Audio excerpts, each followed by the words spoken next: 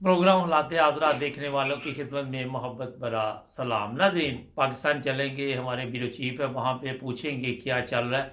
अस्सलाम वालेकुम सर। जी वालेकुम अस्सलाम। सर, ये क्या चल रहा है जमा पार्क में, क्या हालात हैं? बड़ी दुनिया वहाँ पे। जी जुमान पार्क में तो रोजाना की बुनियाद पर लोग आ जाते हैं। 2 दिन पहले भी पता लगा था कि सदर जो पीटीआई लाहौर के हैं, उन्होंने कॉल दी थी कि जी हमें इतला मिली है कि इमरान खान चेयरमैन पीटीआई को हिरासत में लिया जा सकता है। तो तमाम कारकुनान जो है फौरी तौर पर जुमान पार्क पहुंचे। उसके बाद फौरी तौर पर लोग जमा होने शुरू हो गए हम्म। और वहां पर इकट्ठे हो गए। तो इससे पहले भी रात के टाइम 9-10 बजे के करीब कोई 1,000, 1,500, 2,000 के वो अफराद इकट्ठे हो सकते हैं जो साथ बैठे रहते हैं। वहां पर साथ स्टॉल लगे हुए हैं, तो अपने लीडर के साथ इदारे यकजहती के लिए वहां पे आ जाते हैं। अच्छा, आप समझते हैं कि इमरान खान को गिरफ्तार कर लेंगे, ये अगले दिनों में इनके प्रोग्राम में ये शामिल है?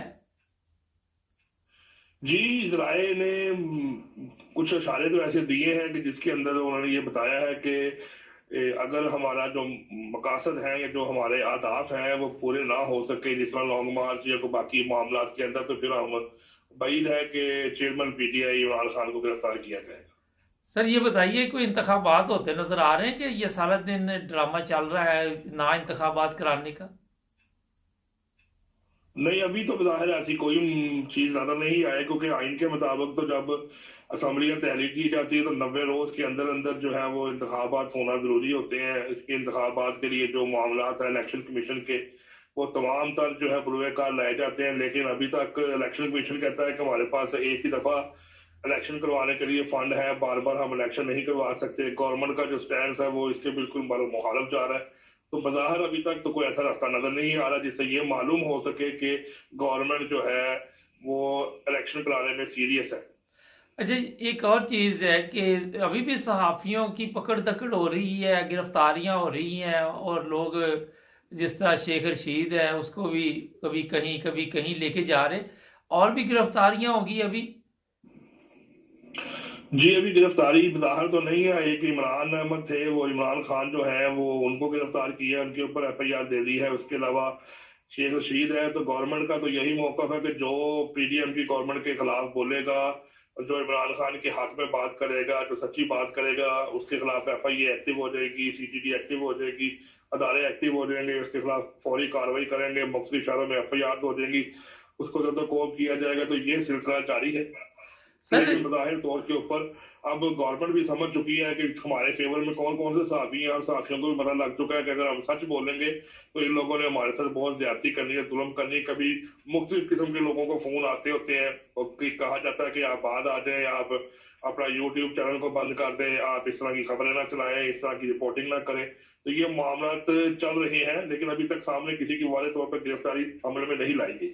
सर, ये बताइए कि नून लीग की हालत कहते हैं बहुत बुरी। आज भी कोई प्रोग्राम था मरियम का, शादी हाल में किया गया। लोग कुछ दूर हो गए नून लीग से, या अभी उसी तरह ही चल रहा है?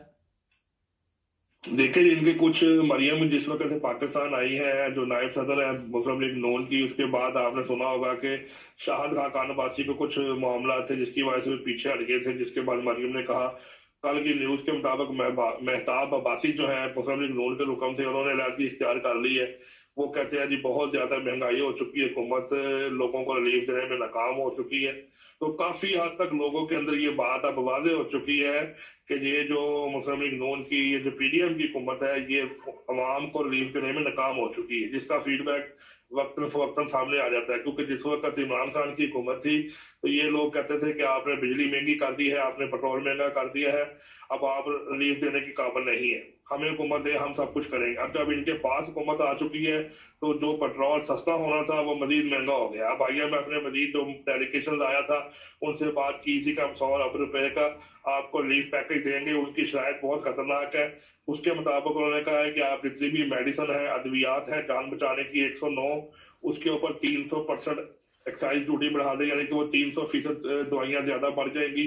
और उसके बाद पेट्रोल इस वक्त जो 250 रुपए में चला गया है, 80 रुपए 30 पैसे या 82 रुपए की समरी मजीद जो है ओगरा ने अरसाल की है कि उसको मजीद बढ़ा दिया जाए, ताकि हमारे पास इन तमाम मामला को, इन अखराजात को पूरा करने के लिए, IMF की शर्त को पूरा करने के लिए हमारे पास कुछ भी नहीं है। तो बाहर ये गवर्नमेंट जो है ये बिल्कुल नाकाम हो चुकी है। अगर 300 रुपये लीटर पेट्रोल हो जाएगा और ये जो दवाइयां जान बचाने वाली है ये मिलना बंद हो जाएगी, तो मुल्क तो पहले दिवालिया हो चुका है।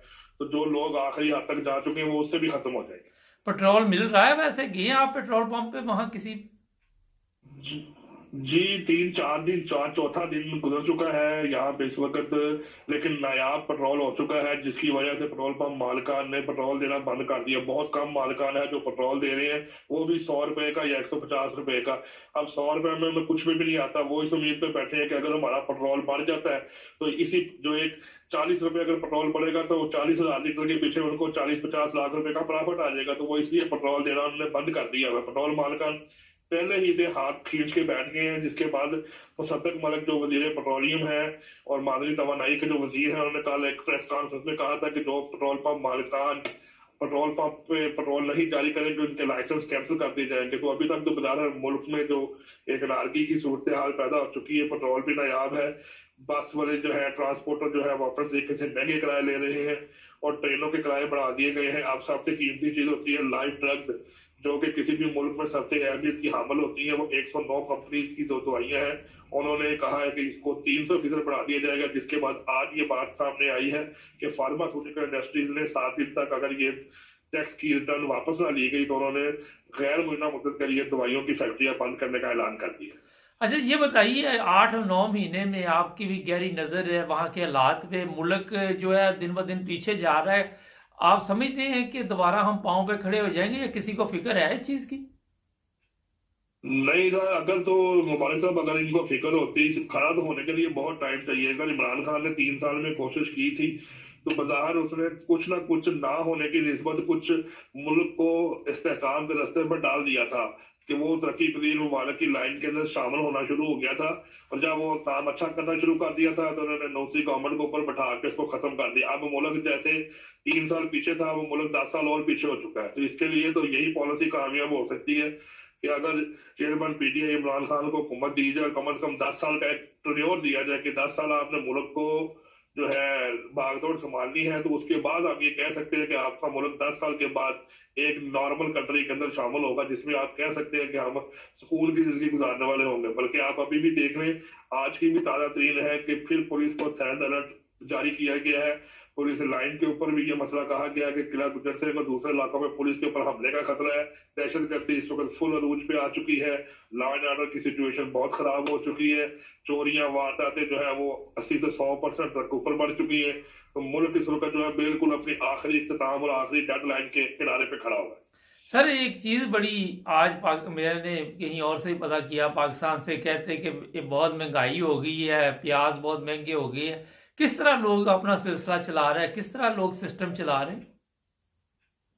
देखें जी, पहले हम ये कह सकते थे कि सफेद पोश अफराद की तादाद 1,000 या 2,000 है। अब आप ये कह सकते हैं कि 3 से 4 लाख हो गई है। अब वो लोग भी बेचारे मजबूर हो गए हैं जिनकी 40-50 हजार रुपया तनख्वाह है, वो अपने घर का किराया कैसे देते हैं, खर्च कैसे करते हैं, वो एक टाइम रोटी खाने पे मजबूर है। अब प्याज इस वक्त जो मुर्गी का गोश्त है वो 600 रुपए किलो लाहौर में बिक रहा है।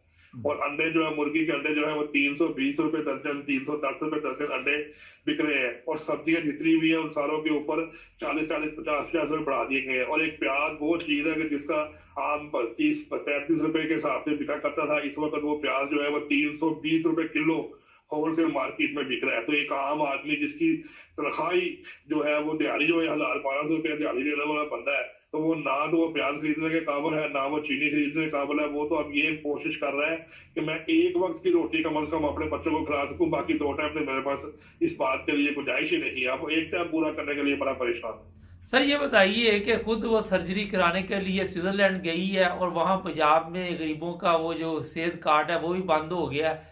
आप क्या समझते हैं कि अवाम के साथ इसी तरह जुल्म होता रहेगा? देखिए मुबारक साहब, पाकिस्तान 1947 में हमारे वजूद में आया और उस वक्त से लेकर आज तक आप देख रहे हैं कि पाकिस्तान के अंदर ज्यादतियां होती रही हैं, सारे काम गलत ही होते रहे हैं। ये तो अल्लाह ताला का एक खास फजल है या उसकी कोई मेहरबानी है कि जिसकी वजह से ये मुल्क चल रहा है। बाकी तो इन लोगों ने तो खून निचोड़ने की कसर ही नहीं छोड़ी। इनकी तो यही कोशिश रही है कि हम सारे मुल्क को लूट के खा पी के तो हम ऐसी हालत में कर दें कि यहाँ पे ना कोई जिंदा बच सके, ना कोई मुर्दों में शामिल हो सके। तो ये तो अब अल्लाह ताला ये है कि इनके ऊपर रहम कर दे। इन्होंने तो पूरी कोशिश कर दी है कि इस मुल्क को तवालिया और लोगों से नवाला, जो एक नवाला होता है रिस्क का, वो भी छीन लिया इन लोगों ने। बहुत शुक्रिया सर आपका, आपने टाइम दिया। ये थे ब्यूरो चीफ पाकिस्तान से ना। एक ब्रेक लेते, ब्रेक के बाद अभी और भी बातचीत चलेगी। हमारे चैनल को सब्सक्राइब करें, हमें फॉलो कीजिए टिकटॉक पर भी और फेसबुक पर, यूट्यूब पर भी सब्सक्राइब करें और अपने दोस्तों को भी बताएं कि सिर्फ एक ही चैनल है जहां पे सच और हक की बात की जाती है। ब्रेक के बाद आपकी खिदमत दोबारा हाजिर। इलेक्शन ना करवाने वाली जो आजकल मुहिम चली हुई है, वो जो भी आता है वो कोई ना कोई बहाने तलाश करता है। तुर्की में शदीद ज़लज़ला आया, बेशुमार लोग अपनी जान से गए, ज़ख्मी हुए, मगर वहाँ के सदर ने कहा कि हम इलेक्शन टाइम पे करवाएंगे, उसमें कोई फ़र्क नहीं पड़ेगा। ये होते हैं लीडर।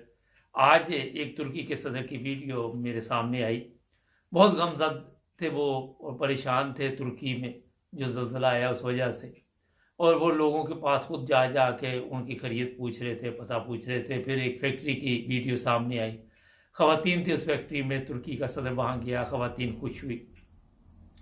ये जिन लोगों ने काम किए होते हैं मुल्क के लिए, कौम के लिए, वो जब पब्लिक में जाते हैं तो पब्लिक खुश होती है और पब्लिक को फ़ख्र होता है कि हमारा एक लीडर है।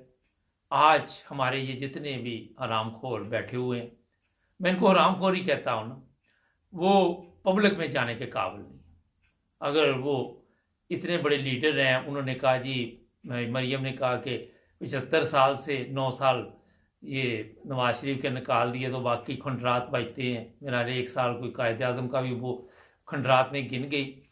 जो कि इन्होंने खिदमत की है जब, तो इनको लोगों के अंदर घुल मिल जाना चाहिए। मुख्तलिफ बाज़ारों में जाएं, वहाँ लोगों से मिलें, फैक्ट्रियों में जाएं, मगर ये नहीं जाएंगे क्योंकि यह हरामखोरों का टोला जिस मकसद के लिए आया हुआ है, वो मकसद ये है कि पाकिस्तान के अवाम को तकलीफ़ें देनी, पाकिस्तान को नुकसान पहुँचाना, पाकिस्तान के लिए मसाइल पैदा करने। ये मसाइल हल करने के लिए नहीं आया हुआ, मसाइल पैदा करने के लिए आया हुआ, और वो कर रहे हैं। आप देख लें, 8 महीने से आप जब भी कोई खबरें लगाते होंगे या हमारा प्रोग्राम देखते होंगे तो वहाँ मसाइल ख़त्म नहीं होते, मसाइल नए जन्म ले रहे हैं, और ये टारगेट इनको दिया हुआ है। ISPR ने कहा जनाब कि चीफ ऑफ आर्मी स्टाफ के मतलब सोशल मीडिया पे जो खबरें चल रही हैं वो गलत है। Chief of army staff England में मौजूद है, अमेरिका में नहीं है। इंग्लैंड गया या अमेरिका गया, उसे क्या फ़र्क पड़ता है। सोशल मीडिया पे ISPR की इतनी नज़र है तो उसको ये भी नज़र आ रहा होगा कि किस तरह पाकिस्तान के साथ जुल्म हो रहा है। ये भी पता चल रहा होगा कि जो पहला चीफ ऑफ आर्मी स्टाफ था उसको लोग किस तरह याद करते हैं और मौजूदा के मतलब भी किस तरह की खबरें आ रही है। ये भी कहा जा रहा है सोशल मीडिया पे कि बाजवे ने जो काम, कमर जावेद बाजवे ने 6 साल में किया, इसने 2 महीने में वो काम कर दिया। और पाकिस्तान के अवाम ना इस चीफ ऑफ आर्मी स्टाफ से खुश है ना पिछले से खुश थे। ISPR को ये चीज़ें क्यों नहीं नज़र आती, इस पर क्यों नहीं आके अपना बयान देता। ये देना चाहिए ना, क्या ख्याल है आपका। और दूसरी जो चीज़ मैं आपको बताऊं कि जो आके लोग वहाँ पे बता रहे हैं कि इलेक्शन नहीं होंगे और हम इस काबिल नहीं कि इलेक्शन करवा सके। भी आप इस काबिल नहीं तो आप किस चक्कर में फिर बैठे रहेंगे गवर्नमेंट में। एक सवाल है, आप क्या चाहते हैं कि गवर्नमेंट में अब सारी ज़िंदगी बैठे रहे, इलेक्शन के लिए पैसे ना होते। ये भी एक सोचने वाली बात है। इसके साथ मैं आपको एक और चीज़ बता दूं कि इमरान खान पे एक इल्ज़ाम है कि उसकी एक बच्ची है जो उसने डिक्लेयर नहीं की हुई। अगर आप यूरोप की ज़िंदगी देखें, यूरोप में जो इंतखाबात होते हैं, जो यहाँ पे इलेक्शन लड़ते हैं, उनसे जब आप पूछेंगे तो ये आपकी ज़िंदगी, ज़ाती ज़िंदगी का मसला है। ये ना तो मुल्क का मसला है कि उसकी एक बच्ची है या उसके 5 बच्चे या उसके 4 बच्चे। ये पाकिस्तानी कौम का मसला नहीं है।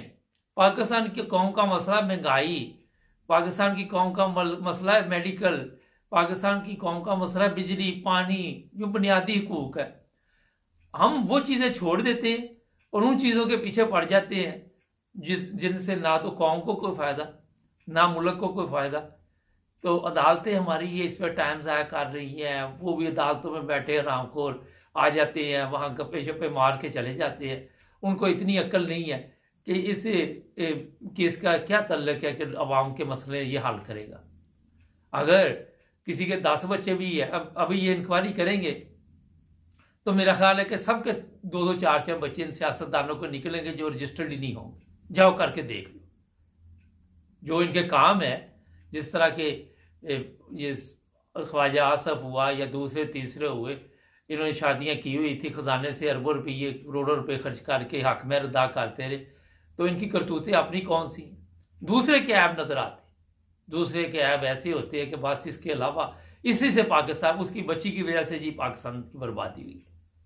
और अक्ल के अंदर जो मसले हैं उनकी तरफ देखो, ये छोड़ दो ये कहानियां, किससे दुनिया कहाँ पहुंच गई। आप अभी तक वहीं के वहीं, इनको ट्रक की बत्ती के पीछे 75 साल से लगाया हुआ है और ये भी जाहल ट्रक की बत्ती के पीछे लगे हुए हैं। इससे बड़ी जाहल कौम आपको कहाँ से मिलनी है?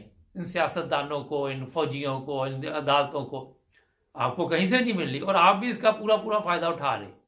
आपको भी शर्म नहीं आ रही कि यार बस करो, अब जाने दो, बढ़िया हमने लूट मार कर ली, बड़े तमाशे कर लिए, बड़ा कुछ हो गया, अब इनको माफ़ कर दो, इस कौम को इस पे रहम कर दो। इनकी गलती है कि आप जैसे हरामखोरों को इन्होंने वोट दिए, आप जैसे हरामखोरों को इज्जत दी। हरामखोर बंदे को इज्जत भी रास नहीं आती। ये अदालतों में बैठे हुए ये फौज के ऑफिसर, ये जितने ब्यूरोक्रेट्स हैं, ये जितने भी हैं, इनको इज्जत दी, मगर ये हरामखोर जो है इनको इज्जत रास नहीं आती। इसलिए मैं आपको बता रहा हूँ कि अभी भी वक्त है, बजाय इन लाइनों में लगने के एक दफ़ा सब लोग बाहर निकलो, एहतजाज करो। इमरान खान ने तो नहीं आपको कहना, आपको रास्ता बता दिया, आपको सब कुछ बता दिया है। अब उसके बाद तो आपका काम है ना। जो महंगाई के हालात अभी हमारे ब्यूरो चीफ बता रहे थे, अभी IMF से अभी जी रिपोर्ट आई है जी, मुआहदा हो गया, वो कर्जा देगा, 2 महीने चलेगा, फिर वो भुख नंग वही हिसाब रहेगा। कभी फकीरों के घरों में भी ये हालात ठीक होते, कभी चोरों के घरों में भी हालात ठीक होते। कितनी दफ़ा आप चोरी करते हैं मुल्क की, क्या क्या करते हैं, आपके घर में फिर हालात ठीक नहीं होते। तो ये ड्रामेबाजी जो है ना, ये इन हरामखोरों के नाम मेरा पैगाम है कि छोड़ दो और बंदे दे पुत्र बन के इंसान बन जाओ, इस तो पहले कि कोई ताड़े ते अजाब आ जाए। ये अजाब तो वैसे आया हुआ है, मेरा हाल है कि अभी ये इंतज़ार कर ले कि कोई बड़ा अजाब आए। तो चीफ ऑफ आर्मी स्टाफ साहब, आप लंदन जाएँ, आप अमेरिका जाए, आप कहीं भी जाए, आप बादशाह बंदे हैं, आपने क्या करना है? क्या वहाँ आपने कौन सी मीटिंग वो जी 5 साल से हो रही है, कोई फ़ायदा है उस मीटिंग का? 7 लाख आपकी फ़ौज है और 100 बंदा अफगानिस्तान पर आप इल्ज़ाम लगा देते कि आके मार के चले गए। सुभान अल्लाह, कैसी ज़बरदस्त गेम डाली हुई है। इतनी बड़ी फौज हो, पुलिस हो, एजेंसियाँ हो, सब कुछ हो, बंदे जी वो अफगानिस्तान से आके मार के चले गए। मेरा ख्याल है आपको भी कोई मेडल शेडल मिलने चाहिए, कुछ अपने इनाम शनाम मिलने चाहिए, जितनी जिम्मेदारी आप दे रहे हैं। लंदन जा रहे, इधर जा रहे, गरीब मुल्क के अपने मसाइल हमारे हल नहीं होते, वहाँ फौजी उनके इंग्लैंड की फ़ौज के साथ आप मुकाबला कर सकते? वो ईमानदार लोग हैं, वो अपने मुल्क के महबे वतन है, महबे वतनी सीख लो सिर्फ। हमारे चैनल को सब्सक्राइब कर जुड़े रहे हमारे साथ, प्रोग्राम देखते हैं आज भारत के साथ और आज पाकिस्तान के साथ, जुड़े रहे हमारे साथ। अस्सलाम वालेकुम नाज़रीन, प्रोग्राम आज पाकिस्तान के साथ। एक अम्मा जी थी, उनकी चोरी हो गई। वो जनाब अली जब वहाँ पुलिस पहुँची तो अम्मा जी कहते मैंने आपके साथ एक लहदगी में बात करनी है। वो जो थानेदार था उसको, तो उसने अम्मा जी से पूछा तो वो कान में कहने लगी कि मुझे लगता है ये किसी चोर का काम है। ये बात मैंने इसलिए आपको सुनाई कि हमारे चीफ जस्टिस साहब का आज बयान आया कि जब शुरू से लूट मार तो हमारे मुल्क में चल रही है, कुछ उसका खुलासा ये था। और एक बड़ी पार्टी के लीडर है इमरान खान साहब, उन्होंने ये जो नैब में इन्होंने चेंजिंग की है, इस बारे में दरख्वास्त भी दी हुई है। और ये भी चीफ जस्टिस साहब फरमाने लगे कि 2 गवर्नमेंट पहले जा चुकी है, और ये बताने के लिए वो आए और फिर मेरा ख्याल है कि फिर सो जाएंगे, आराम करेंगे, क्योंकि वो आराम करने के लिए यहाँ आए हुए हैं। अब इनको ये भी पता होगा कि हमारी अदालतों में फ़ैसले कहाँ से आते हैं, इनको कहाँ से हुक्म आते हैं, फिर इंतखाबात भी ज़रूरी है, इनका कहना है। फिर ये चीज़ें सब इनको पता है, ये नहीं कि ये नहीं पता है। मगर मुसीबत ये है कि ये जो आरामखोर बैठे हुए हमारी अदालतों में, अगर ये ठीक हो जाए ना तो पाकिस्तान का सिस्टम ठीक हो जाता है। ये कहानियाँ हमें आके सुनाए ना, कोई अमल दरामद होता, कोई आपसे पहले जो हरामखोर इन्हीं कुर्सियों में बैठे हुए थे, उन्होंने भी नहीं सोचा पाकिस्तान का। और जो मौजूदा है, ये तो आपको पता है, बाप नंबरी बेटा 10 नंबरी, वो वाला साफ चल रहा है। तो ये 10 नंबरी लोग वहाँ पे बैठे हुए हैं और आके इस तरह के बयान देके तो लोगों को ये बताते हैं कि शायद हमारे बयानात की वजह से इनमें कोई तब्दीली आ जाए। पूरी कौम तड़प रही है, पूरी कौम मुसीबत में पड़ी हुई, आपके अंदर कोई तब्दीली आई? मुझे बताइए। ये चीफ जस्टिस के अंदर कोई तब्दीली आई? पूरा मुल्क बेड़ा गर्क 8 महीने से। अच्छा, ये भी पता है कि 8 महीने से मुल्क में सियासी जंग चल रही है और मुल्क का नुकसान हो रहा है, ये भी पता है। मगर आपको कोई गैरत आई?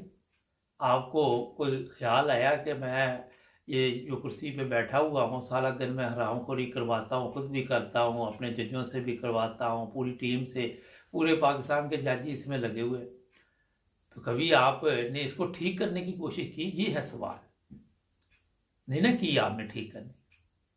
आपको कोई फिक्र होती, अगर आपके दूसरे हरामखोरों को भी फिक्र, हरामखोर मैं इसलिए कहता हूँ, हरामखोर ये नहीं होता कि आपने किसी का पैसा खा लिया। हरामखोर ये भी होता है कि जिस ड्यूटी के लिए आपको मुकर्रर किया गया, अगर वो आप ड्यूटी नहीं देते और उसकी तनख्वाह भी ले रहे, वो भी हरामखोर होता है। अगर इसमें कोई तशरीह में फ़र्क हो तो मेरा ख्याल है आप कॉमर्स में लिख सकते हैं। जब तक कोई भी काम आप अपनी ईमानदारी के साथ नहीं करते, उस वक्त तक मेरा ख्याल है कि आप ना तो तनख्वाह के हकदार होते, ना उस जिम्मेदारी के हकदार होते। अब आके हमें कहानियाँ सुना के तो चले गए आप। पहली चीज़ तो ये है कि पाकिस्तान में बार बार आके पीटीआई वाले कह रहे जी आर्टिकल 6, अगर आर्टिकल 6 किसी एक हरामखोर पे भी लगी होती है आज तक तो पाकिस्तान ठीक हो जाता है। इनको पता किसने आर्टिकल 6 लगानी है। ये चीफ जस्टिस को इस तरह के इनके कहने के मुताबिक ये बयान देते हैं। इनके ये ऊपर से बयान आया होगा कि ज़रा एक बयान दे दे ताकि अवाम को भी ठंडा रखना है। अपनी अकल शक्ल इनकी काम नहीं करती, ना इतनी अकल है कि ये कोई इस तरह के बयान दे सके। ये ऊपर जो गैंग बैठा हुआ है वो इनको भेज देता है कि आपने ये सियासी तौर पे पत्ते खेलते जाना, वो फैसले करते जाना। एक तरफ वो कह रहा है कि ये कौमी असम्बली में अक्सरियत नहीं थी, जो वहाँ पे फैसले किए गए वो मतनाज़ा बने हुए हैं। दूसरी तरफ वो कह रहा है कि हम दखल भी नहीं दे सकते। कैसी ज़बरदस्त गेम है, हम कर भी कुछ नहीं सकते मगर है भी ये गलत है। लानत है भी तुम्हारी इस कुर्सी के ऊपर, तुम्हारे फैसलों के ऊपर लानत है। हमें फिर क्यों बताने आई? ये तो सबको पता है, जो आप बातें बता रहे हैं अवाम को भी पता है। ये इमरान खान भी रो रहा है, सारी मीडिया रो रही है, जो लिफाफा सहाफ़ी नहीं है, कि ये मसले हैं हमारे मुल्क के। तो आप आके यहाँ पे हमें ये नए ड्रामे शरामे ना बताया करें चीफ जस्टिस साहब। काम शाम आपने कोई नहीं करना। आपने इसी तरह अपनी ज़िंदगी जिस मकसद के लिए आपको लाए हुए हैं लोग, उसी तरह हरामखोरी में आपने वक्त गुजारना है। वो गुजारते रहे, वो कौम बर्बाद हो जाए, मुल्क बर्बाद हो जाए, आपको कौन सा फ़र्क पड़ता है? भाजपा दफ़ा दूर हो गया, कोई फ़र्क पड़ा उसको? बेशर्म आदमी के ऊपर जितनी मर्जी लानत आप डालते रहे, कोई उसको शर्म आती है? ये सारा दिन लंदन में आप देखते हैं वो हराम के पैसों से जो बिल्डिंगें खड़ी हुई उनके बाहर लोग नारे लगाते हैं, गालियां देते हैं, क्या कुछ नहीं कहते। किसी को आती शर्म? मेरा नहीं ख्याल किसी के पास से भी गुजरी हो। तो इसीलिए टेंशन नहीं आपने लेनी, बस आपने वो वाला हिसाब रखना कि किसी बेशर्म की शर्मगाह पे दरख्त निकल आया तो उसने कहा यार ये अब क्या करूँगा, तो किसी ने कहा अब क्या करोगे, तो कहता छाँव में बैठूंगा। बस आप छाँव में बैठे रहें, आपको मेरा ख्याल है कि कोई मसला नहीं होगा। नाज़रीन, एक हरामखोर जाता है, उससे बड़ा हरामखोर को 10 गुना जिसने ज़्यादा डिग्रियां ली होती है हरामखोरी में, वो आ जाता है। 2 गवर्नर बैठाए हुए हैं, एक पंजाब में, एक खैबर पख्तूनख्वा। वो जो पंजाब वाला है वो कहता मैंने असम्बलियाँ नहीं तोड़ी और मैंने दस्तखत नहीं किए थे, और मैं क्यों दस्तखत करूँ कि इलेक्शन होगी। इस हरामखोर दाढ़ी वाले लेले की बात सुन। अच्छा, ये दाढ़ी रखी हुई, ये शैतान है इसके अंदर। ये अक्सर आपको ऐसे ही मिलेंगे जो पाकिस्तान में जिन्होंने काम डालना होता है ना, वो दाढ़ी शाड़ी रख के थोड़ा सा तरीका वारदात बदल लेते। इससे बंदा पूछे कि चलो जी वो अपना असम्बली पे तोड़ने के दक्षत तो तुमने नहीं किए थे, मगर जो असम्बली बनी, जो एक बड़ा हरामखोर एक पंजाब में वज़ीर आला बना दिया, उस पर तो दक्षत तूने किए थे कि तेरी माँ ने किए थे आगे? ये बताओ मुझे आप। तुम्हें गवर्नर की जगह पे बैठाया किसने? कहते जी ये बैरून मुल्क से गया हुआ है जी, इसको इंग्लिश भी आती होगी। इंग्लिश भी आती है इसको, उर्दू भी आती है, मगर इसकी ड्यूटी ये है कि इसका काम ये है कि फितना और फसाद के लिए इसको लाया गया है, और कोई मकसद नहीं। जो पंजाब का वज़ीर आला वो भी इसी मकसद के लिए लाया गया। ये आयतें इन इन जो पंजाब का वज़ीर आला है उसकी ड्यूटी है कि तुमने इंतखाबात कराने हैं। वो आके कह रहा है कि हम इंतखाबात नहीं करा सकते। कभी किसी हरामखोर से बयान दिलवा रहे हैं कि हमारे पास पैसे नहीं, हमारे पास ये नहीं, हमारे पास वो नहीं। अपनी जो इनकी कबीना है उसमें 75 पता नहीं 80 हरामखोर बैठ गए हैं, उनके अखराजात के लिए इनके पास पैसे हैं, दौरों के लिए इनके पास पैसे हैं। बाहर जो जाते, तुर्की जाने लगा था, उन्होंने लानत डाली कि अपनी मनहूस शक्ल इधर लेके नहीं आना, हम पहले ही परेशान हैं। वहाँ इन्होंने सोचा था जाएंगे, फ़ोटो शोटो खिंचाएंगे, कबाब शवाब खाएंगे। वो तुर्की के सफ़ीर ने कहा कि लानत तुम्हारी पैदाइश पर, तुम इधर ना आना, बेहतर ये है। इसलिए मैं सख्त अल्फाज कह रहा हूँ कि अक्ल भी नहीं है कि उनके घर में अज़ाब आया हुआ है और तुम अपना फौरी तौर पे अपने प्रोग्राम की हम वहाँ जा रहे। बंदा पूछे कि यार कोई समझ होती है, कोई शऊर होता है, कोई अक्ल होती है। उनको हो सकता है कि तुर्की वालों को ये खतरा पड़ गया कि ये कहीं ये ना कि हम 6 माह साल मांगने नहीं आ पाएंगे और अभी आपके हालात ठीक नहीं। मांगने वालों की ये इज्जत है, मांगने वालों की ये कदर है। ये लोग जो है इनको नंबर बनाने की आदत पड़ी है। जिस तरह पाकिस्तान में सैलाब आ जाए, वहाँ जाली कैंप लगवाए, जाली सिस्टम किया। ये दौरा भी जाली था और ये जाली दौरों के चक्कर में ये नहीं कि आप उनको भी उर्दू आती है, तुर्कियों को इंटरनेशनल लेवल पे उर्दू समझी जाती है। उन सबको पता कि ये 2 नंबर लोग हैं और ये ड्रामा करने के लिए आते। तो साग डालने का IMF से खुशखबरी दूंगा, पेट्रोल वहाँ मिल नहीं रहा, लोग जलीलो ख्वार हो रहे हैं, लाइनें लगी हुई हैं लंबी लंबी। पाकिस्तानियों वैसे तो आपके मुकद्दर में इसी तरह ही है, आपने इस तरह लाइनों में लग लग के मरना है। इनकलाब नहीं आप ला सकते। कभी आटे की लाइन, कभी पेट्रोल की लाइन। यार कितने बेशर्म है आप भी। आपकी भी गैरत नहीं जागती कि एक लीडर आपको मिला, वो गोलियां खा रहा है, आप लाइन में लग के भी ये कह रहे हैं कि नवाज शरीफ को वोट देंगे। वो कल एक मुझे सोशल मीडिया से मिला, 2 आंधे बनाए हुए थे, तो वो कहने लगा जी वोट हमने, पेट्रोल मिले ना मिले, आटा मिले ना मिले, वोट असी नवाज शरीफ को देना है। वो कहने लगा वो क्यों? कहता हम आंधे जू हैं, मतलब असी अन्ने जू हैं। तो ये जो अन्य का मुल्क है ना, जो पाकिस्तान में, इनको ये सज़ा सही मिल रही है। इसी काबिल है ये कौम, क्योंकि इस कौम ने भी कभी अपनी हालत बदलने का नहीं सोचा। ये गुलाम कौम है, ये गुलामी से निकल भी नहीं सकते, इनको आदत पड़ी है। मैंने कई दफ़ा आपको कहा कि अब लाइन ना भी लगी हो किसी चीज़ की तो वैसे ही खड़े हो जाते हैं कि यार पता नहीं क्या मिल रहा है यहाँ। तो ये बदकिस्मत लोग हैं और इनके ऊपर इस तरह के मसाइल आने, अदालतें जो है वो जो काम कर रही वो भी मैंने आपको बता दी। सियासतदान जो हमारे हराम खोर हैं वो भी जो कर रहे, गवर्नर 2 शैतान दाढ़ियाँ रखी हुई है, झूठ बोल रहे। और झूठ से बड़ी लानत कौन है मुझे बताए, या तो कोई आके बताए ना कि झूठ से बड़ी लानत भी कोई है। इनको सिर्फ झूठ बोल रहा ना मशहूद, जो सबसे बड़ा हरामखोरों का IG है, वो आके बता रहा है कि पैसे नहीं हमारे पास इंतखाबात के।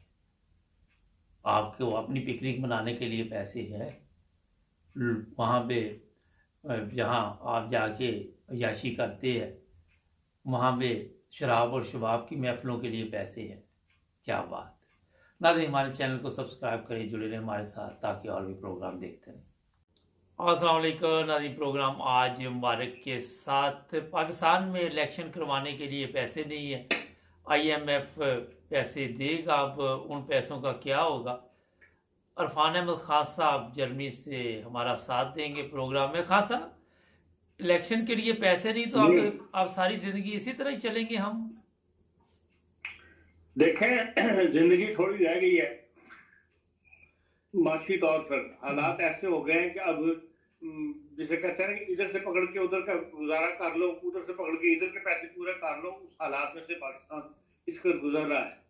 और अब इलेक्शन के लिए बहुत बड़ी रकम चाहिए होती है। एक तो जो इलेक्शन करवाया जाता है उस पर खर्चा होता है, फिर यह है कि आपको सिक्योरिटी के लिए बहुत बड़ा खर्चा चाहिए। पाकिस्तान के जिस किस्म के हालात हैं उसमें सिक्योरिटी पे भी उतना ही खर्चा चाहिए जिस तरह के इलेक्शन कमीशन को चाहिए इलेक्शन करवाने के लिए। तो इन सारे मामला में सिक्योरिटी वालों ने भी पैसे मांगे थे, इन्होंने आगे से जवाब दे दिया तो उन्होंने भी हाथ उठा दिया, उनके लिए हम सिक्योरिटी प्रोवाइड कर सकते हैं। और भी एक दो इदारे जो हैं उन्होंने हाथ उठा दिए कि हम नहीं करवा सकते।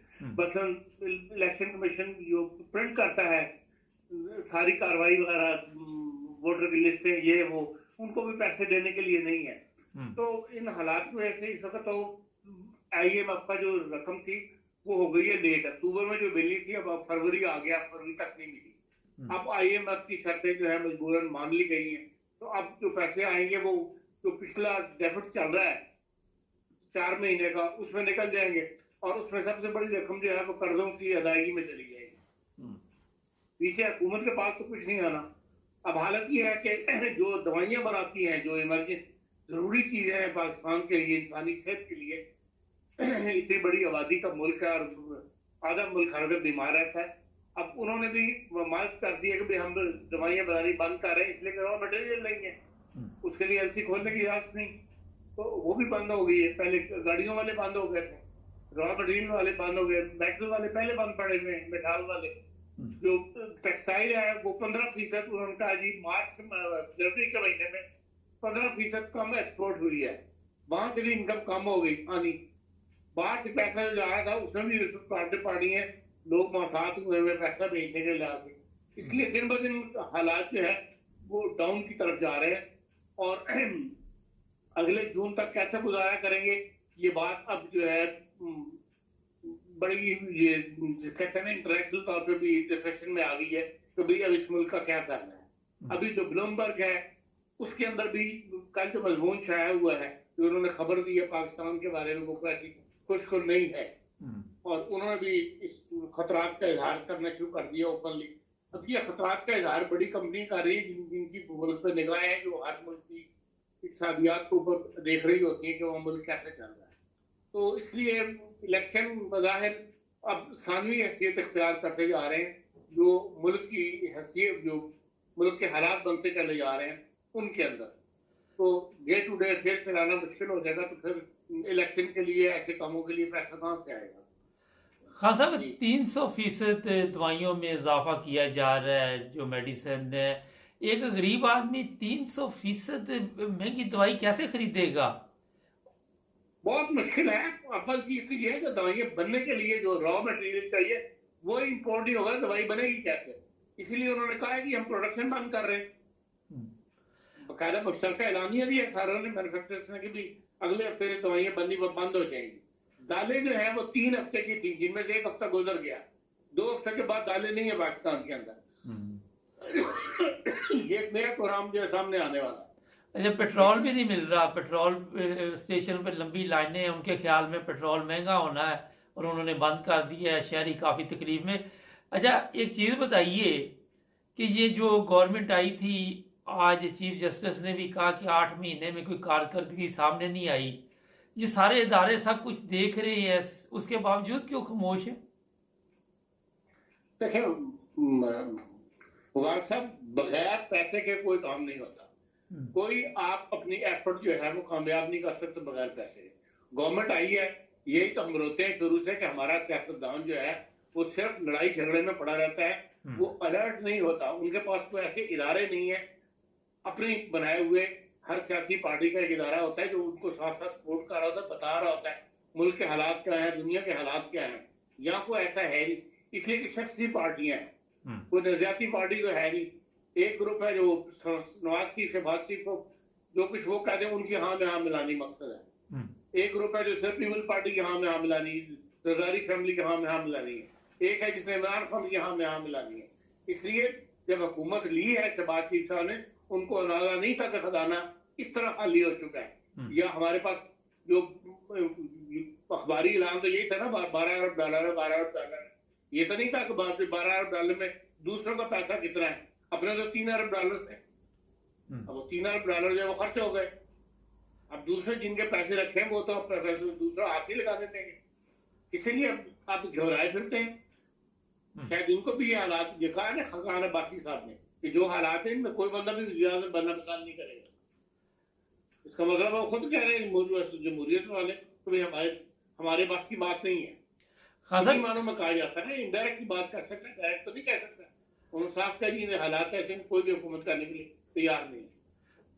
खान साहब, शाहिद खान अब्बासी की बात आपने की है, मरियम को जिस ओहदे पे बैठा दिया गया है, नून लीग वाले जो है वो परेशान है कि हमारे साथ हुआ क्या है, और वो पार्टी में भी कोई इंतशार की खबरें आ रही हैं।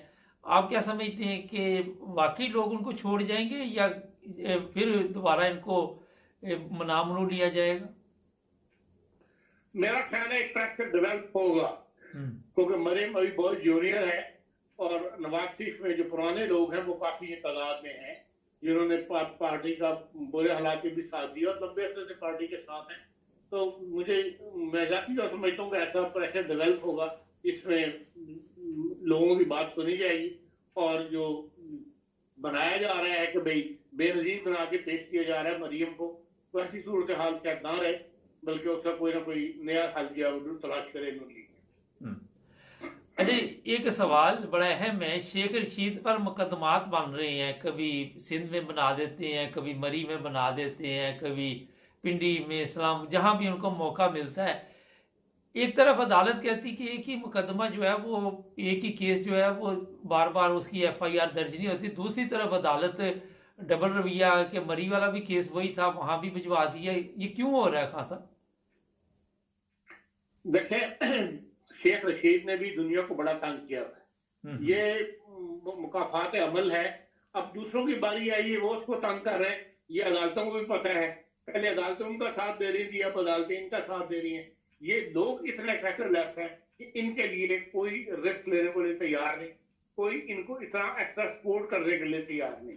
अदालतों को तो बेसिकली सिर्फ कानून की बात करनी चाहिए, लेकिन वो कानून में ऐसी कानून नाफज करते हैं, ऐसे कानून के तहत उसको पकड़ते हैं, तो जाहिर है उसमें 4-5 दिन जो है वो बंदे को मिल जाते हैं अदालतों को भी कभी उनकी जमानतें लेने लगाने में। तो इसलिए बस मैच खराब कर रहे हैं, और जो जिस किस्म का बदजबान आदमी है, अगर वो खराब हो रहा है तो वो अपने मकाफात अमल की वजह से हो रहा है।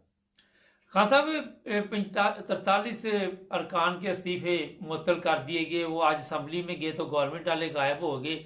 ये अब छुपन छुपाई चलती रहेगी? गवर्नमेंट वाले जो पार्लियामेंट वाले हैं वो आपके ख्याल में इनका उन्होंने हाईकोर्ट, पंजाब हाईकोर्ट में अपील की थी और वो अपील की सुन ली गई है। जस्टिस शाहिद करीम ने वो अपील सुन ली है और वो नोटिफिकेशन जो मुअत्तल हो गया है, और अब बाई इलेक्शन को भी उन्होंने रोक दिया है पंजाब हाईकोर्ट ने। उन्होंने कहा कि आप बाई इलेक्शन नहीं करवाते जब तक हम इस मुकदमात का फैसला नहीं करते।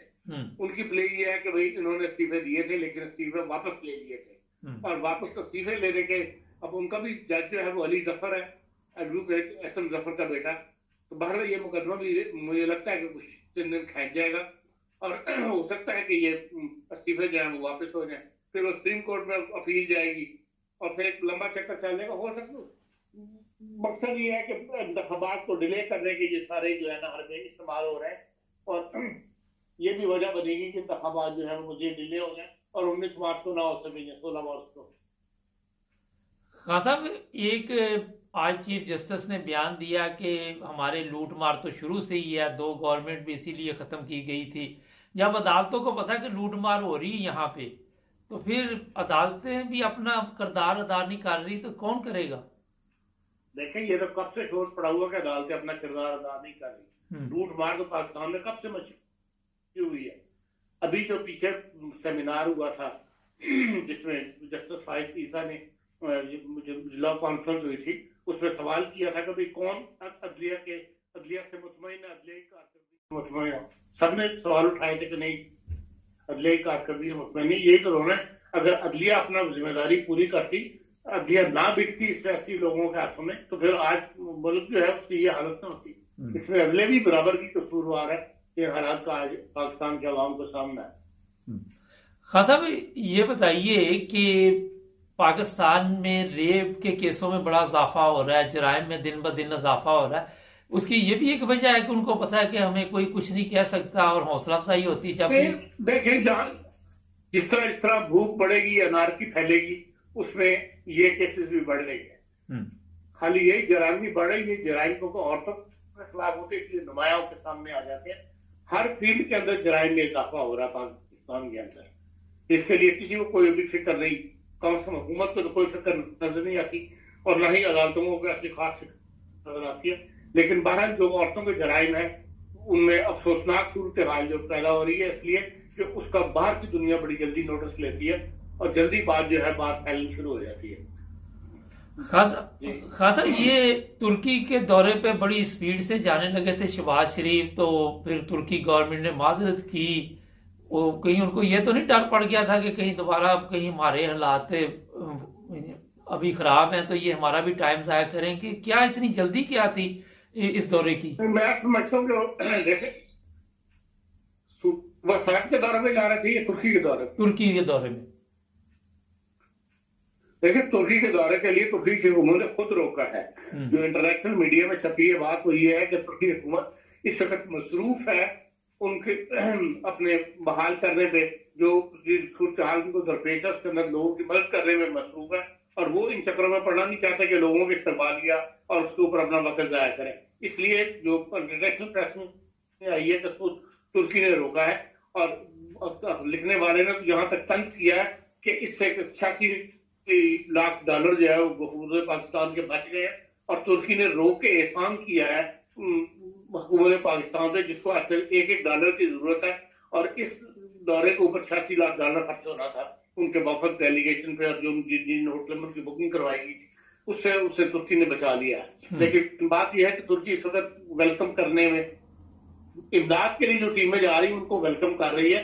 देख लें 15 जहाज हैं इसराइल से, 15 एरोप्लेन, 345 फौजी उनके एक जहाज मतलब दोबारा गए हैं, 150 उन्होंने पहले भेजे थे, 345 फौजी कल गए हैं, और पूरी वो मेडिकल टीमें वगैरह भी इसराइल ने वहां भिजवाई है और इसराइल ने वेलकम किया। इस मदद की जरूरत है तो टर्की इसराइल को मतलब वेलकम किया। लोग पूरी तरह फील्ड के अंदर काम कर रहे हैं, जो मेडिकल डॉक्टर है, कुत्तों वाले, पुलिस है, आर्मी है, सब इसके बदल पे उतरा है और वो ऐसी उनको वेलकम कर रहे हैं। ना सिर्फ ये कि खाली तारीफ करने के लिए, ये इजहार हमदर्दी करने के लिए उनका मतलब जाहिर किया जाए, उस पर वो तैयार नहीं है। इस वजह से ये दौरा जो है बोलते हुए हुआ है, टर्की की अपनी रिक्वेस्ट की। खान साहब, ये बताइए, पंजाब में एक दोबारा ड्रामा शुरू हुआ है, वहां पे तब्दीलियां भी हो रही हैं, साथ कह रहे आईनी इसकी इजाजत नहीं देता, कानून इसकी इजाजत नहीं देता, जूनियर जो अफसर हैं उनको वहां पे मुकर्रर किया जा रहा है, अदालतें खामोश हैं, इलेक्शन कमीशन खामोश है, गवर्नर पंजाब नई गोली करा रहा है कि मैंने तो असम्बलियां तोड़ी नहीं है। लेकिन ये जब असम्बली बनी, जो कायम ये अबूरी हुकूमत बनी, इस वक्त जो कायम मकाम है, इस पे तो उसने दस्तखत किए हैं, तो ये क्यों नहीं सीधी बात करते? देखिए, पंजाब के अंदर जो है ना एक घमासा जिसे कहते हैं वो मचा हुआ है, इसलिए कि कोई भी जो है वो सारे ये चाहते हैं कि इंतखाबात हो जाए तो ज्यादा बेहतर है, लेकिन जो पार्टी की क्यादतें हैं वो रुकावटें खड़ी कर रही है। जो रुकावटें, सबको डर है कि भाई हम इस वक्त जीत नहीं सकेंगे। नून लीग सब ये समझती है कि हम जीत नहीं सकेंगे। इमरान खान साहब भी की पोजीशन जो है वो कमजोर हुई है, लेकिन आम आदमी ये चाहता है कि इसका हल यही है कि इलेक्शन हो जाए, लेकिन ना इलेक्शन कमीशन तैयार है, ना हमारे इलेक्शन कमीशन तो तैयार इसलिए नहीं, उनके पास पैसे नहीं है, और हुकूमतें जो है उनमें जो सियासी लीडर है, लीडरान है, वो अपनी पोजीशन की वजह से, इसलिए वहां पर एक खिचड़ी सी जो है बनी हुई है।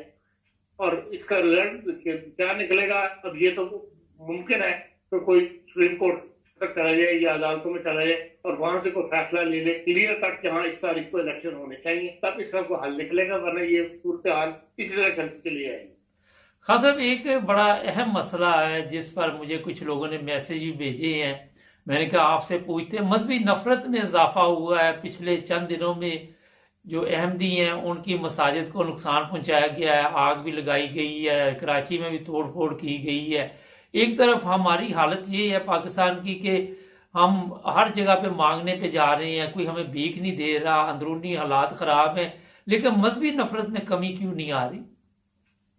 देखिए, मजहबी नफरत में जो लोग अमली इकदाम उठा रहे हैं उनको देखें ना, वो लोग हैं जो फायदा उठाते हैं मुल्क में अनारकी फैले, मुल्क के अंदर अनरेस्ट फैले, तो उसमें जो गैप बनता है उसमें वो अपने आप को नुमाया तौर पर पेश करने के लिए कि हाँ जी हम भी जिंदा है, हम भी हमारी बात मानो, नहीं तो हम ये करें, उसके लिए वो शुरू तो छोटी ताकतों से होते हैं जिनकी तरफ से उनको जवाब नहीं मिलना या जिनकी वजह से हुकूमत ने उन पर कोई हाथ नहीं डालना। इस तरह भी वाकयात पिछले दिनों में हुए हैं। कोई भी, हमें तो गिरफ्तारी का पता नहीं लगा और ना ही ये पता लगा कि हाँ हुकूमत ने उस पर किसी फिक्रमंदी का इजहार किया हो, किसी कोर्ट ने फिक्रमंदी का इजहार किया हो।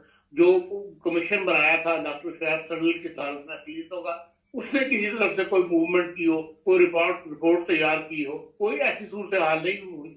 और ये मजहबी मुनाफरत जो है वो खास तबके ने फैलाई है जो अपना मसला जो है वो हल करना चाहते हैं। तहरीक तालिबान हो पाकिस्तान या जितने भी इंतहा पसंद कुव्वतें हैं जो तहरीक लब्बैक को नुमाया सामने ला के उनसे ये काम करवाती हैं, उन्हीं की तरफ से ये मजहबी नफरत फैलाई जा रही है। आमतौर पर मजहबी नफरत में वो सूरत हाल नहीं है जिसका रिजल्ट जो है सामने आपको नजर आ रहा है। लोग ज्यादा मजहबी इंतहा पसंद तंजीम में मुलव्वस है। इसमें ये एक सवाल है कि बगैर किसी ऑर्डर के, बगैर किसी कानून के, जिसकी मर्जी जाके मस्जिद, चर्च, जो मर्जी जाके तोड़फोड़ शुरू कर दो। देखिए, ये पाकिस्तान में एक ऐसा माहौल बन गया हुआ है जहाँ सिर्फ मंदिरों को भी किया उन्होंने पीछे, और जो आपकी शिया कम्युनिटी हजारा कम्युनिटी है वो भी बहुत दर्द के गुजारे कर रही है। तो ये बहरहाल इसका हल तो यही है कि मुल्क को सेकुलर किया जाए। जब तक मुल्क में सेकुलर नहीं होगा और ये मजहबी या फिर यह है कि भाई जो बच्चों को जहन बनाए जा रहे हैं, किताबों के जो कोर्सेज है स्कूलों के, उनके अंदर ऐसा मजहबी मवाद शाया कर दिए गए जो इंतहा पसंदी की तरफ रुझान रखता है। इसको इमरान खान ने कहा था मैं खत्म करूंगा, लेकिन उन्होंने कामयाब नहीं होने दिया उनकी स्कीम को। और ये मजहबी मुनाफरत जो है हिलाने वाली जो कुव्वतें हैं, जब तक इनको कोई नहीं तोड़ेगा उस वक्त तक ये खतरात जो है पाकिस्तान के सर पर मंडराते रहेंगे। जी बात सब। अच्छा, मुशर्रफ की अभी वफात के बाद सोशल मीडिया पे भी कुछ ऐसी चीजें चल रही, मैंने भी इस पे प्रोग्राम किए कि जहां उसने बड़े अच्छे काम किए। आप भी समझते हैं कि ये गलती थी उसकी जो एनआरओ दिया गया, या वो मजबूर था? देखिए, एनआरओ एक मामूली गलती थी। एनआरओ उसने नहीं दिया, एनआरओ दो लोगों के बरौनी हुकूमतों के प्रेशर में आके दिया गया। जो लोग आपको मदद करते हैं, जो आप तेल के लिए पैसे देते हैं, जो उड़ान देते हैं, वो अपनी बात भी ऐसे मौकों पर फिर अपनी बातें भी मनवाते हैं। वो एनआरओ मुशर्रफ को जो दिया गया था वो बरौनी ताकतों के प्रेशर में आके दिया गया था, उसमें मुशर्रफ की अपनी जाती मर्जी शामिल नहीं थी। अच्छा खान साहब, कैप्टन सफदर ने बयान पिछले दिनों दिया कि निकाह के बगैर भी हम बिस्तरी जायज है, तो क्या वजह? एक तरफ तो हम मजहबी तौर पे बड़े जुनूनी है कि लोगों की मसाजिद को देखिए, भारत से ऐसी बातों का नोटिस नहीं लेकर तो उसकी अहमियत क्या है? वो कोई आलम नहीं है, वो कोई सियासी लीडर नहीं है, सिर्फ वो एक साबिक प्राइम मिनिस्टर का दामाद है। इससे ज्यादा उसकी कोई अहमियत नहीं है। उधर ऐसी बातों का, फजूल बातों का नोटिस नहीं लेना चाहिए। नहीं, अच्छा, अगर यही बात कोई पीटीआई के बंदे ने की होती तो फतवे आ जाने थे काफी। हाँ, इसलिए तो उनको जो बात करने वाले मुखालिफ लोग हैं वो फिर पैसा लगा के ऐसे अखबार न्यूज़ों को, ऐसे मीडिया लोगों को खरीद कर फिर अपनी बात को अहमियत दिलवाने के लिए खड़े रहते हैं साथ। खान साहब, आप देख रहे हैं वैसे कि इमरान खान की गिरफ्तारी होने वाली है? हो सकती है, मुमकिन है। कोई खून खराबा होगा? नहीं, खून खराबे वाली कैफियत नहीं होगी। मुल्क के हालात ऐसे हैं कि लोगों को रोटी की फिक्र है, किसी सियासी लीडर के लिए कोई इस वक्त नहीं निकलेगा खून खराबे वाली कैफियत के लिए। टाइम से सादा सड़कों पर ले आए वो और बात है, लेकिन ये तो खून खराबे वाली कैफियत आ गया, वो ऐसा नहीं होगा। ये गवर्नमेंट ठीक है मार्क सर, मैं ओके, थैंक यू ठीक। ये इरफान अहमद खान साहब थे। नाज़रीन, असल जो प्रॉब्लम है वो है हमारी अदलिया। अगर आप मेरे से पूछे, अदलिया ने अपना रोल अदा नहीं किया। आज अगर मजहबी नफरत है, मजहबी तौर पे या वैसे ख़वातीन के साथ जो मसाइल बने हुए हैं या लाकानूनियत है, सबको पता है कोई सजा नहीं होनी, जो मर्जी करते थे। तो ये जो हालात बने हुए आप सबके सामने, खान साहब ने ये बात कही कि कैप्टन सफदर की बात नहीं करनी चाहिए। यही बात अगर किसी और ने की होती, किसी ऐसे बंदे ने जो पीटीआई से तल्लुक़ रखता हो या कोई ऐसा जिसके खिलाफ गवर्नमेंट हो, तो तूफान आ जाना था। ये भी एक अदल पे ना चलने का सबूत है आप सबके सामने। मामूली चीज़ें नहीं समझनी चाहिए इन बातों को। उसकी वजह ये है कि जो गैर इस्लामी बात है, गलत बात है, उसको गलत कहेंगे तो आपको फिर शऊर आएगा, समझ आएगी। जब वो ऐसे बंदों की भी बल्ले बल्ले करेंगे तो मेरा ख्याल है कि उससे माशरे में और भी मसाइल जन्म लेते हैं। हमारे चैनल को सब्सक्राइब करें, जुड़े रहें हमारे साथ।